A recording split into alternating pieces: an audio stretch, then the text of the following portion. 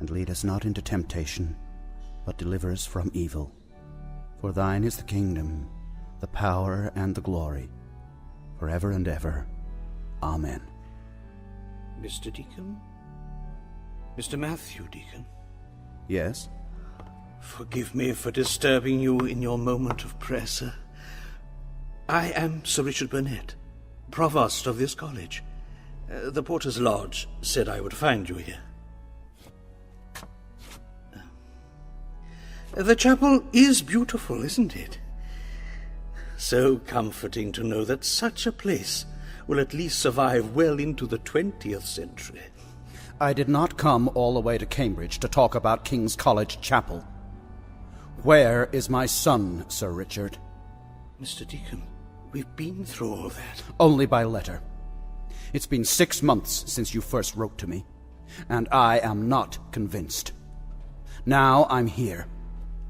I want to know what's happened to him. But you must know. If I did, then I wouldn't have crossed the Atlantic Ocean. But the police... The police! Let me tell you something, sir. Where I come from, the police may be what you might call a little thick-headed. But if they really want to find someone, they don't give up without trying. Robert is dead, Mr. Deacon. He took his own life. I refuse to believe it. I know it's hard to accept. I only accept fact, Sir Richard. Fact. There was the note. Then why hasn't the body been found? Because no one has known where to look. Mr. Deacon, you're a judge. Surely you understand. Students. Suicide. The boy just disappeared from his room. He left a note. No one saw him leave the university? It was the middle of the night. Well, what about his friends? Oh, I suppose his closest friend was Griffin. Edward Griffin. He and Robert shared rooms together. There were other students, of course. And outside the university? No one. Except there were the Northcotts. The Northcotts? There is a daughter. An attractive girl, but... Look, Mr. Deacon. I can assure you the police have pursued every possible line of inquiry. You must try and forget about all this now. Forget? You ask me to forget about my own son? Please, Mr. Deacon. May I remind you this is a house of God. Sir Richard, I have dedicated my whole life in the service of God. It is only my faith in him that convinces me my son is still alive. Don't you understand? Don't any of you understand? The last time I saw that boy, he had no reason at all to take his own life. He had everything in the world to live for. And yet you ask me to forget about him? But you know what was in that note. It must be obvious to anyone that Robert's mind was disturbed. Then why? Why did he do it? Where did he go to?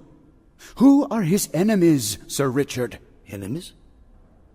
Mr. Deacon, Robert has told us himself that he has taken his own life. For all we know, his body could be lying at the bottom of the river at this very moment.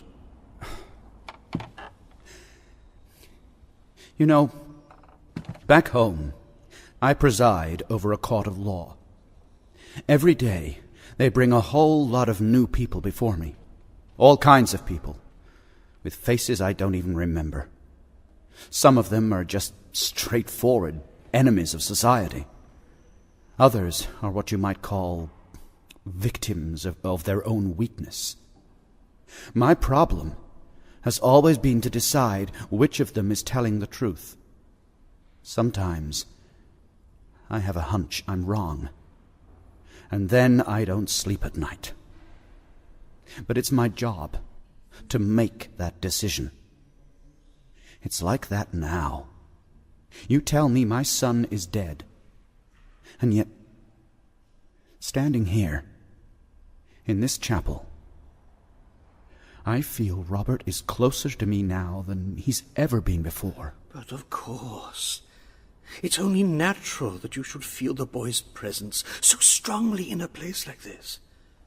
Why, I've often seen him in here alone, kneeling in prayer. In here? Robert came into this chapel? To pray? Why, yes. He always occupied the same pew, just in front of where we are now. Mr. Deacon? Is anything wrong? Sir Richard.